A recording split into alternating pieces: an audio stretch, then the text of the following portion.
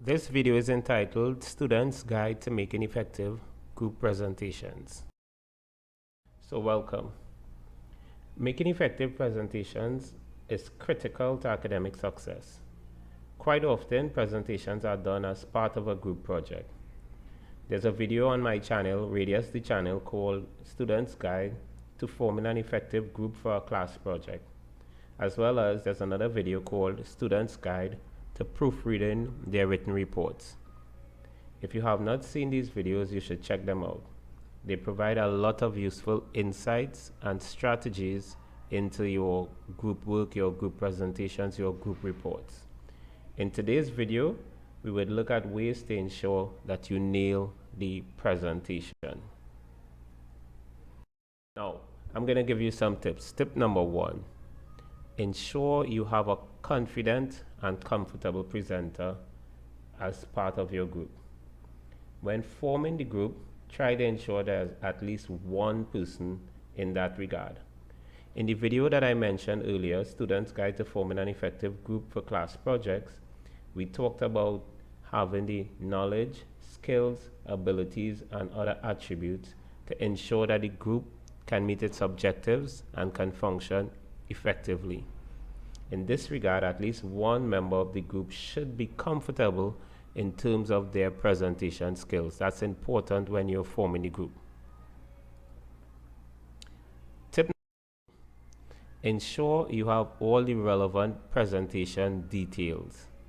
So the relevant presentation details could include the time frame, that's the date you have to do the presentation, the time you have to do the presentation, the duration of a presentation, whether all members of the group must present. So some lecturers would want all members of the group to be involved in the presentation. Some instructors may not necessarily want all persons to present. In that case, you could have your best presenter or presenters present. Be sure you are aware of the mode of dress. Some instructors again would be okay if you come in your normal class wear. Some would like you to dress the way you would be attired if you're actually presenting to an audience that your presentation is based on. So be sure that you know what the mode of dress is. The length of the presentation, which we talked about duration. So the length of the presentation, you must make your absolute best effort not to go over the length of time given for your presentation. And when you are doing the rehearsal of your presentation, that is the opportune time to nail that aspect. Far too often you see students, their time is up and they just keep presenting. They are aware that their time is up and they just keep presenting. In that case, you would lose marks. Also be aware of the marking scheme or the marking guide, how you would be marked based on your presentation. Would you be marked on familiarity with your content? Would you be marked on the quality of your slides? Would you be marked on the quality of your speaking? Would you be marked on your composure? So you need to be aware of how you would be marked and how you could lose marks. Would you lose marks for going over time? Would you lose marks for going over time by 1 minute, 2 minutes? So you should be aware of these things. The type of presentation required. So we're talking about PowerPoint presentations, but you may not necessarily have to use PowerPoint presentations. And if you are aware, you can choose an option that you're most comfortable with. For example, you may want to do a skit and narrate the skit as opposed to using a PowerPoint presentation. The availability of equipment. What is available for your presentation? Would you have a mic? Would you need to have somebody who could speak loudly? Would you have a very large screen or a not so large screen? Would you have multiple screens that persons at the back could see comfortably, even though the room may be deep? So you need to be aware of all the relevant details surrounding the presentation. Also, you may want to be clear on who your audience is. So for a class project, oftentimes you would be presenting for your peers, your fellow students, and your lecturer. But from time to time, the instructor may take the opportunity to invite someone from the industry, someone from the field, or other persons who may be more or less objective to assess your presentation. So try to get a sense of if that is likely to be the case. Tip number 3. everyone must be prepared. Although there may not be a requirement for everyone to present, as I mentioned a while ago, all members should be prepared too. For the very least, all members must be prepared to participate in the question and answer session that may follow the presentation. Along those lines, all members must have earned the right to speak, and we talked about that in a previous video, and we'll talk about it again in a subsequent slide in this presentation. All members must have earned the right to speak, earned the right to be a part of the presentation, and must be fully deserving of the marks that the group receive. Quite often we have loafers who did not put in the work but shamelessly come up as part of the group, knowing they did not contribute and knowing that they have nothing to contribute. Now, when we tolerate individuals like that in our groups, we must know that we are not doing them any favor. Good?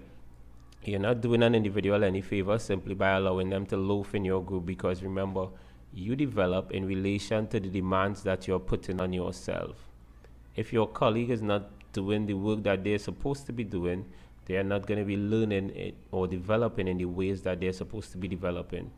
And just think about, in the future, you're part of a committee and one of the individuals who loaf their way through your presentations are on that, or is on that committee, or perhaps is leading that committee. So we're not doing each other any favor by allowing individuals to loaf. We need to speak to each other in terms of the vision that we have for our group, the mission that we're on, our core values, as we discussed in the previous video. You earn the right to speak through either intentional study, focused research, or your personal experience.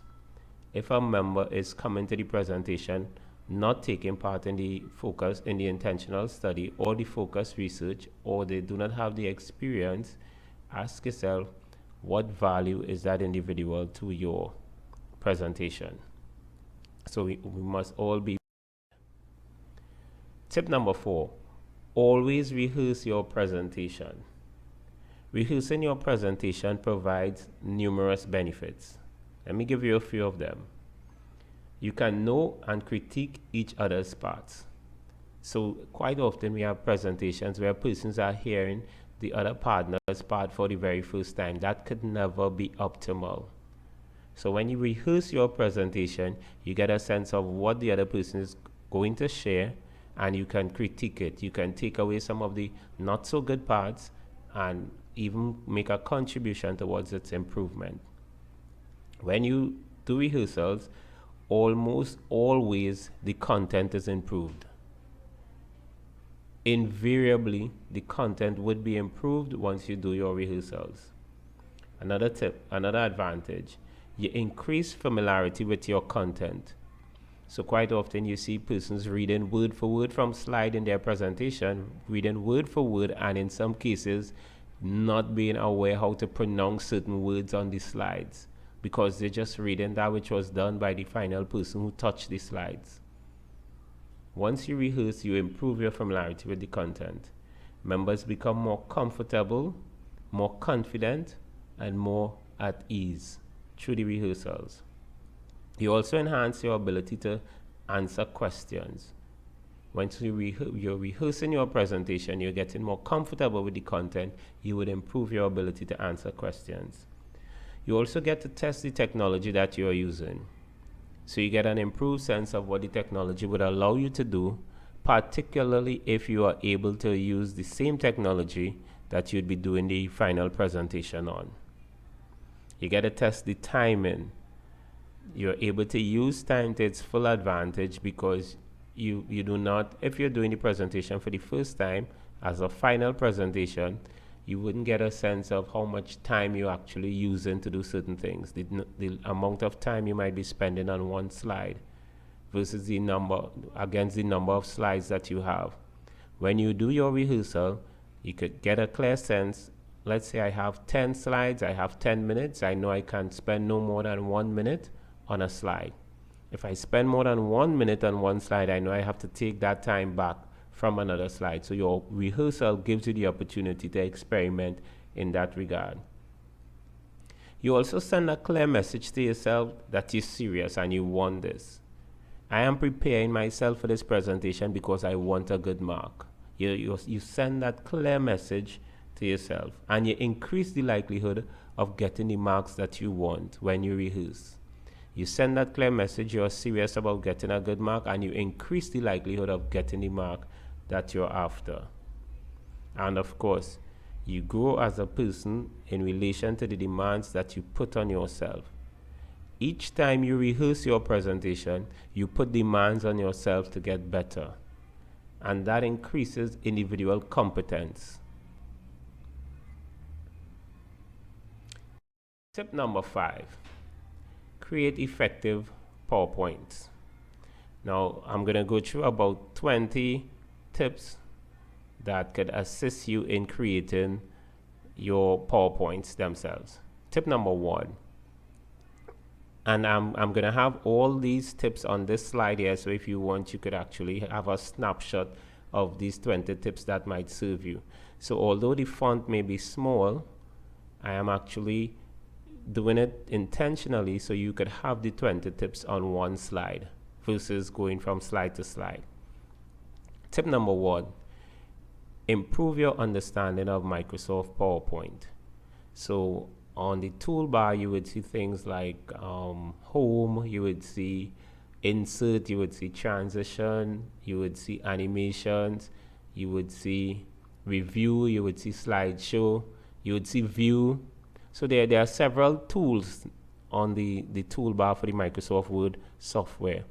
Make sure you are aware of what you can do. Go through the various tools and try to find out exactly what you can do. So that would allow you to do improved PowerPoint presentations. It would allow you to be more efficient, use less time to do those things that you need to do.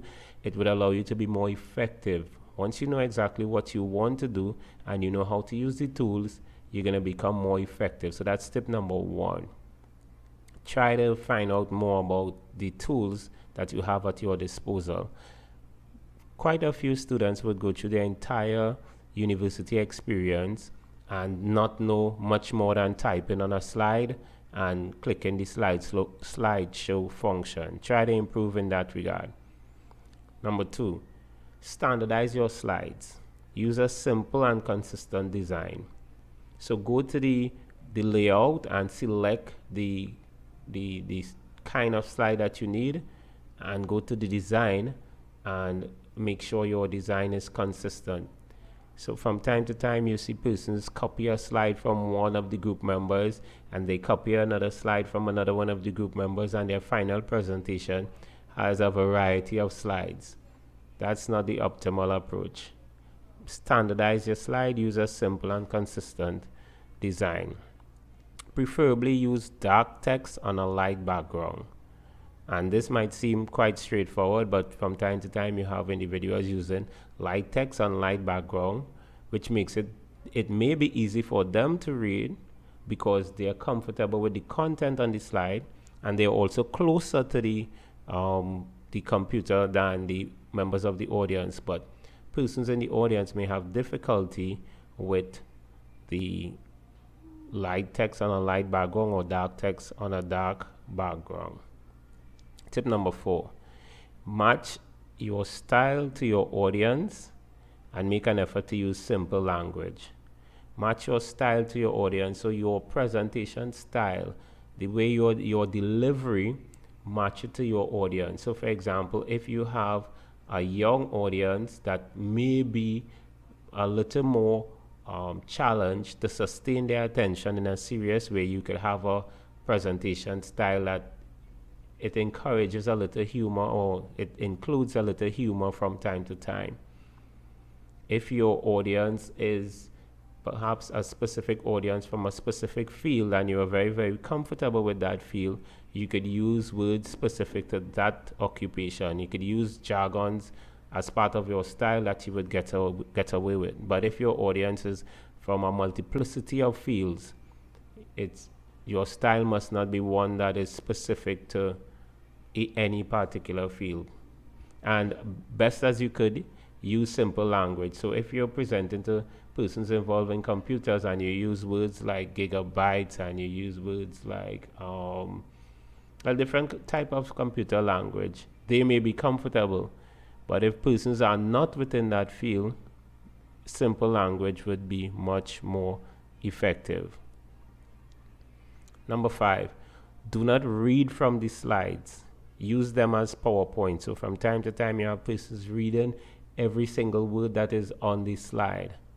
That's not effective. If you do that, your audience may attempt to follow you as you read, and they may not necessarily be focused on what you're saying. It's not an optimal way to deliver your PowerPoint presentation. Face your audience. Do not put your back to them. Do not position yourself in a way, this is supposed to be in a way to block the projector or anyone. And this is fairly straightforward. Face your audience. Sometimes people are presenting, so you have the multimedia laptop or your laptop, and you're projecting on a screen that is beyond you, and you're putting your back to the audience and reading from the screen that the audience is looking at. That's not optimal. Put your back to that screen and read from your device, your laptop that you're using. If you must read from the screen that everybody else is using, ensure that you're not positioned with your back to the audience and that you're side on and you're not reading, you're communicating with them even though you look to the screen from time to time. And sometimes what we find happening is students, members of the group who may not necessarily be presenting, or the person who is presenting may from time to time block the projector light and cut off parts of the screen. Be mindful that you're not doing that. Limit punctuation on your slides. It is useful to get your content from your prepared report, but do not simply copy and paste. So you may be required to do a written report. And it's useful that your slides are created from your written report, but not just copy and paste. So sometimes you would just copy and paste an entire block of writing and you have commas, space dash, colon, semicolon, all the range of punctuation marks. And it makes it difficult for persons to focus on what you're doing or what you're presenting to them because they're trying to read in the manner in which the content is provided on the slide. Number 8, choose bullet points over paragraphs and limit your words for each bullet point. Because we mentioned that repeatedly. We don't want persons reading the paragraphs. We want persons listening the presentation. And if you put paragraphs, you're going to be tempted to read. They're going to be tempted to read. And even though you do not read, they would still read because you've presented the material there in a paragraph form for them. If it's not useful, you shouldn't do it as part of your PowerPoint presentation. Use fewer bullet points, preferably 4 to 5 per slide, so you can have just about 4 or 5 bullets. And I know I'm going against it in this, what I'm saying here right now, and I explain the reason I'm doing that is because I want you to have the 20 points in one picture. But optimally, fewer bullet points are better. Ensure that you use a font size that the back row can read well. And that's another problem. When you copy and paste from your report, your report is likely to be done in either Times New Roman 12 or Calibri 11 or 12. And when you copy and paste, you tend to use that same font and that same size. A lot of more content would hold on the slide, but it would be a lot more difficult for persons to read it.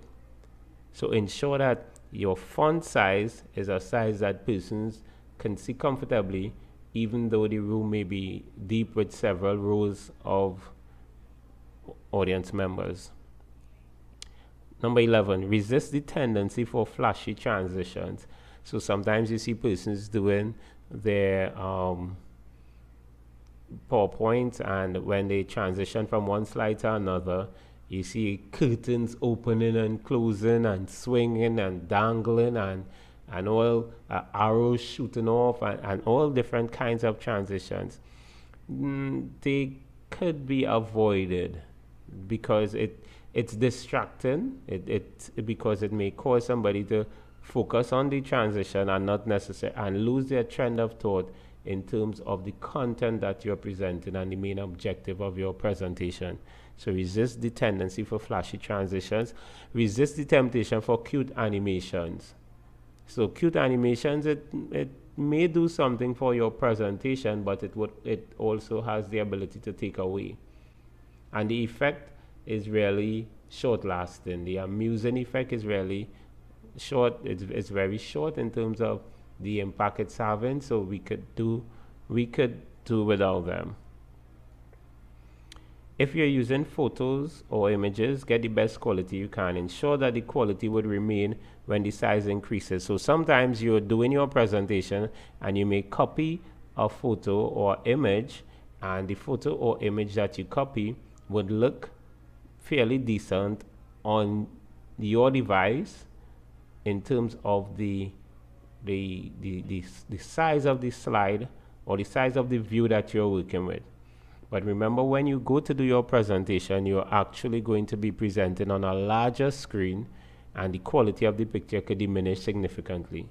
So if you're using photo images, try as best as you can to get the right quality. Ensure that your images and photos are related to the content that you're sharing, and ensure that you are aware and you abide by the reuse specifications. If you're able to reuse that without infringing copyright, if you're able to reuse it, making slight modifications, if you're able to reuse it for commercial purposes only. So be aware of the specifications regarding use of any image or any photo.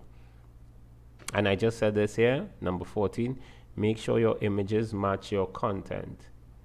So from time to time, you would see persons have images and you would say, how is that related to what they're presenting? Don't be a victim of that. Go for less rather than more slides. So the fewer slides you have, but I want to have a caution here. I'm not saying go for fewer slides and cut out content that you're supposed to present, or go for fewer slides and lace the fewer slides with more content. I'm not saying that, but I'm saying remember it's PowerPoint, and the conversations that we need to have are the important thing.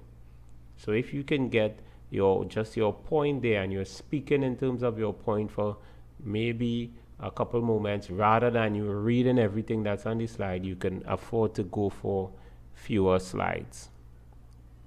Ensure that everything in your presentation deserves to be there.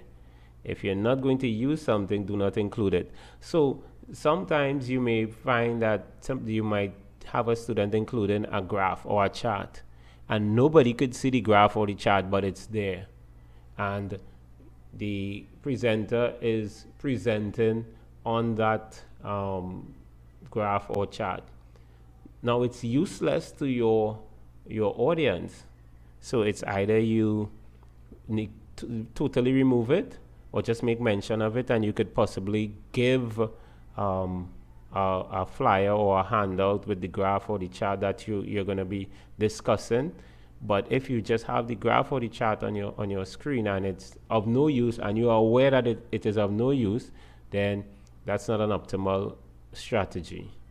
Persons may strain their eyes trying to read it, and it could be distracting as well. If you're going to just talk one or two things about a particular area, there's no use in having a whole paragraph on that area, because you're just going to make one or 2 points based on that. Number your slides. It's important to number your slides so somebody can take a note of, on slide 17, this is what I saw and this is what I want to talk about. After the presentation, if you say any questions, persons could say, let's go back to slide number 2. Let's go back to slide number 5. You can also use it as a reference. On slide number 7, I said this. I want you to check out that. So numbering your slides is always useful. Number 18, always rehearse your slides and time them if possible. So you know the amount of time you would have for a presentation, let's say 10 to 12 minutes. You know the number of slides that you could have within 10 to 12 minutes, and you know the amount of time you could spend on each slide. And you know, as I mentioned before, if you have 10 slides and 10 minutes, you can spend 1 minute on a slide. If you spend less than 1 minute on a slide, then you have the opportunity to spend a little more time on a subsequent slide. If you spend more than a minute on a slide, then you know you have to take away from the time on a subsequent slide, otherwise you're going to go off track. Keep that in mind. And we talked about all the benefits of rehearsing your presentation before. Number 19, check the technology beforehand. So quite often students come to present and then they look and they say, wow, this computer is not doing this. This device is not doing this. We need to switch device. Okay, let's switch device. We need a HDMI and all we have VGA. So check the technology beforehand to ensure that it's compatible and what you want to do can be done. Once you have the opportunity to, check the technology beforehand. Once you do your rehearsal of your presentation, you should be fairly okay. And the final tip that I'm going to give here is always have a plan B in case of unforeseen circumstances. So despite your best effort, let's say electricity goes, let's say the audio is not working, let's say you intended to show a video but the video is not coming up in presentation. Different things could be happening that could cause the technology glitches to make you, well, put you outside of your comfort zone. To the extent that you have a plan B, you may not necessarily be outside too far of your comfort zone. So in terms of tip number 5, I wanted to give you 20 tips or 20 strategies or 20 useful things to think about in creating effective PowerPoints, in creating your PowerPoint slides. Hope this was in fact useful. I know it was long. Okay, tip number 6, know the 6 do's. And what I call the 6 do's: 1, do know the purpose of your presentation. Why am I presenting here? Am I simply presenting to inform persons of something? Am I presenting to persuade them? Am I presenting to entertain them? So you must know the purpose of your presentation. Usually in our setting within the group project, we would be attempting to inform our audience of certain things and to persuade them to behave in a particular way. Once you are aware of the purpose of your presentation, you could now know the best ways to behave, the best words to use, the best examples to source, such that you can cause your audience to feel a particular way, and that way you would cause them to feel would be the best mood you can get them in to take the action that you want them to take. Let me give you an example. If you want people to behave more responsible in relation to their sexual behavior, you would know, I want them to behave more responsible. What examples could I use that would make them feel that sense of guilt or that sense of remorse? Because I want them feeling a sense of guilt or a sense of remorse for their current behavior. So what examples could I use such that when I ask them to be faithful and abstain, etc., they could be more receptive of that? So it's important to know the purpose of your presentation. Everybody should know that. Do know your audience. What audience am I going to have this conversation with? What's the age group of the audience? What's their specialism or specialty or career? What job are they into? Are they students? Are they parents? Are they low-income earners, high-income earners? Would they have a long attention span of, let's say, 5 to 7 minutes, or would they have a short attention span of, let's say, a few seconds? So all these things you need to know. What are some examples that you could use and you could convert your style to suit them? For example, if you're talking to young persons, who are their the persons that they listen to? What's her name? this Shensia. Are they listening to Shensia? You may not know Shensia, but because you know your audience is presenting to Shensia or Lil Wayne or I don't know some of the names, but you must know to know what examples you could bring to cause them to feel the way you want them to feel. Do know your material. Remember, we talked about earning the right to speak, and you could earn the right to speak by knowing your material. You could know your material if it's your personal experience, if you've engaged in focused research over the past couple of years, you've been doing research on this, or intensive study. I've been looking at this for the longest while. I've been looking at the trends, so you need to know your material. Do strive to get and hold the audience's attention. So you want to have a gripping start to your presentation.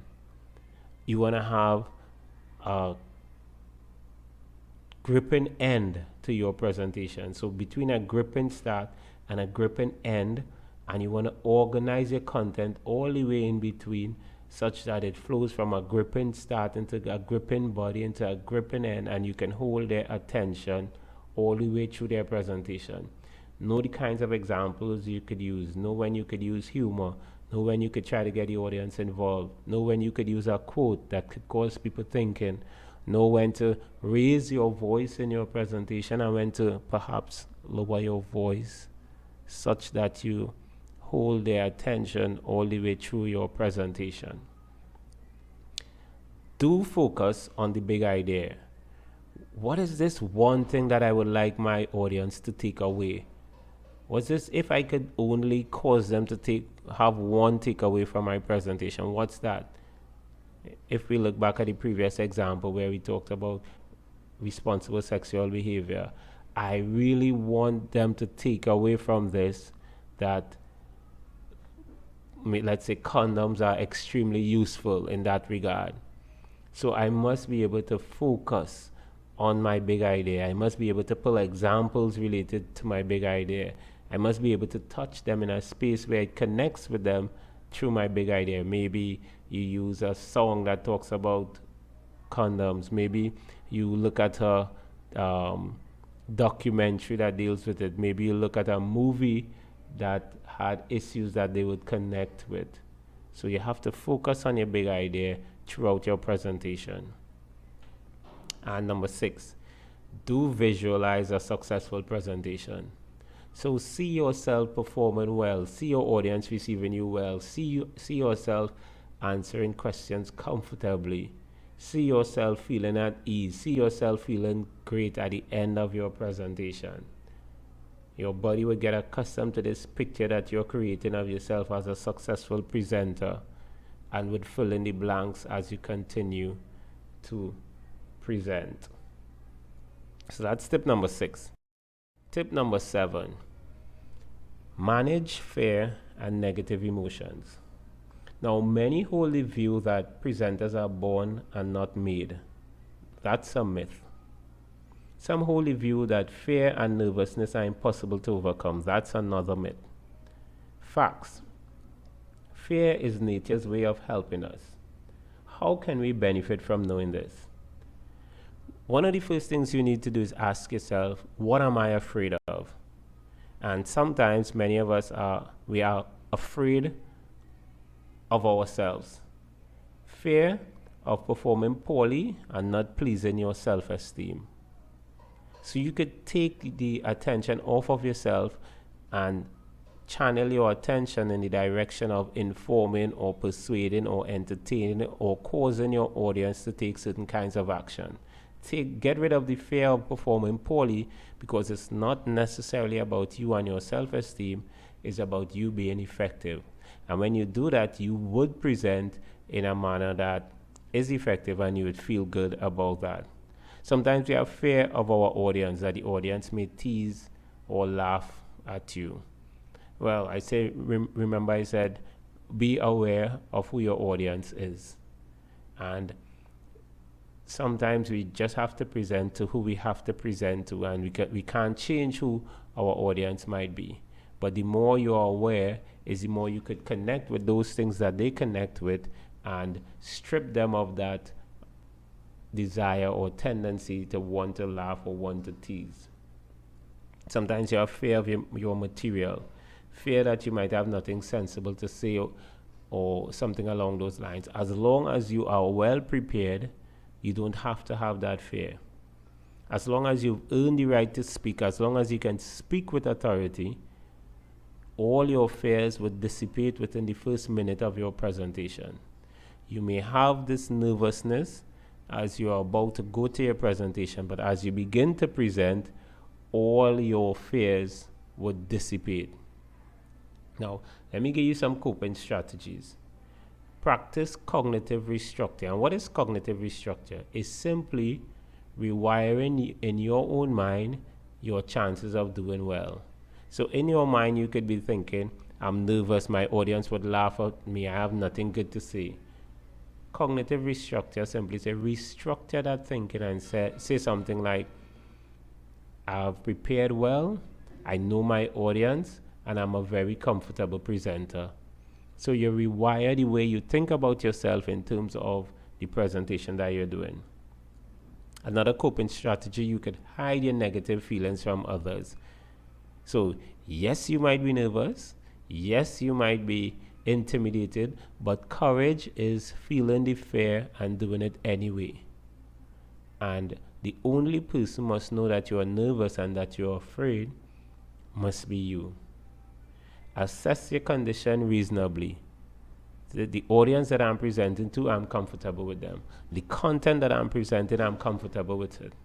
My ability to answer questions that may be asked, I'm comfortable.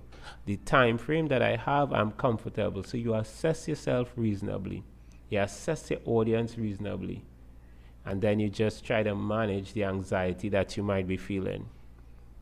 And ways you could manage the anxiety, you could deep breathe from time to time. Deep breathe to manage your levels of arousal. So you could slow your heart rate down by deep breathing. Some long, nice, relaxing deep breaths. You can slow your heart rate down in that regard and perhaps get rid of some of the little tremors that your fingers might be going through, or the sweating that your armpits might be wanting to engage in. Just slow down your body's responses to the anxiety you're creating in your own head. You can also focus on a pleasurable or empowering experience. At a previous time, before I did a presentation, I would always think of Robin Sharma, because he, to me, was one of the best presenters. He was extremely comfortable presenting. He was extremely eloquent. He was extremely relaxed. And just before my presentation, I would actually envision him doing a presentation, and I would go with that same energy. I would try to go with that same energy into my presentation. Another strategy that I use is focusing on a comfortable face in the audience. So you have somebody in the audience that you make that person your point person, in terms of you feel like you're having a conversation with this person. So you get rid of all the large audience and the large stage that you want, and you just have a decent conversation with this individual who is returning a pleasant smile to you. So that's tip number 7. Tip number 8, and is the final tip that I'm going to present in this video because it's already going on 40 minutes. Master the question and answer segment. How do you do that? Practice answering tough questions on your topic. You could use family members, you could use colleagues, you could use other students that may not necessarily be a part of your group, or you could use your group members. Practice answering tough questions. What questions would you ask me based on what I'm presenting here? You get that kind of practice that makes you a lot more comfortable. Now, when you ask a question, make sure you understand the question you're asked. Repeat the question if necessary, paraphrase the question if necessary, but ensure that you understand the question that you're asked. Maintain eye contact with your audience and not necessarily the questioner. When you maintain eye contact with the questioner, it may present that kind of aura or that kind of energy or feeling that we're having a personal conversation. So the person may want to ask you another question or respond to what you responded with, and you may find you're going off course, and the rest of the class may be annoyed by the fact that you're having this personal conversation with this one individual. So once a question is asked and you understand the question, you now make that question a general area of content for your entire group and not just the specific individual. Another tip, if the person who is asking the question is close to you in the front seat or in the front rows or second or third row, go as far away from that person as you can to encourage them to speak up such that everybody in the room could hear. So if you don't have mic facilities that the person who is asking the question has a mic and everybody could hear comfortably, by increasing the physical distance between the questioner, the person asking the question, and yourself, you give them the hint that they need to speak up, and by them speaking up, the rest of the class could hear. Keep that in mind. Diffuse hostile questions by rewording them in unemotional language. So sometimes you may be presenting to an audience that is not pleased with you, not pleased with your content, not pleased with the point that you're trying to make. They may not necessarily agree with you, and they may not necessarily have the skill of emotional intelligence or disagreeing agreeably, and they may ask questions in hostile ways. You don't want to answer a question in a hostile way back at them, or you don't want to continue with that hostile energy. So you diffuse hostile questions. You attempt to diffuse hostile questions and reword them in unemotional language. Let me see if I can give you an example. So somebody might say, a question somebody might ask is, so you're just like them, you're agreeing that gate should be stopped. You could, if you answer that question, then you might create a particular kind of energy in the space. But if you reword that question in unemotional language, you could probably say something like, you may be suggesting that I'm thinking there are pros and cons of the way the government is treating with the gate situation. I share the pros and I share the cons, but so you just try to get it in an objective way, in a neutral way, in an unemotional way, best as you could. I hope that example was useful. Handle malicious questions and contributions politely. Don't allow persons to rattle you. Don't allow persons to seduce you into a we versus them kind of arrangement. Keep answers short and to the point.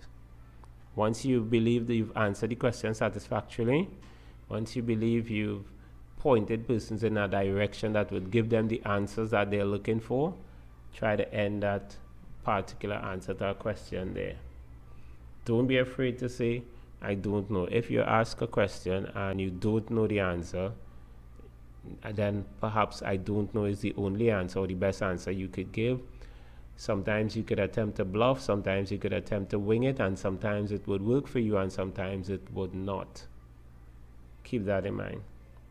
And finally, you end your question and answer session by re-emphasizing your big idea. Remember, we talk about there's something that you're attempting to place in the minds of your listeners through your presentations. Ensure that you make your absolute best effort that they can walk away from your presentation with that in their mind. Dependent on the presentation that you're doing, it's always good to say thank you to your audience for the part they would have played in you having an enjoyable and an effective presentation, even if the part they played was simply listening effectively, or if the part they played was contributing to their Q&A, or if the part they are going to play is, well, even if the part that they are playing is that they are going to take some kind of action that you've encouraged them to. So I tried to stay under 45 minutes. I'm going on 45 minutes for this presentation. I hope you guys find find it useful. I hope it helps you in all your efforts within your academic pursuits. All the best, guys.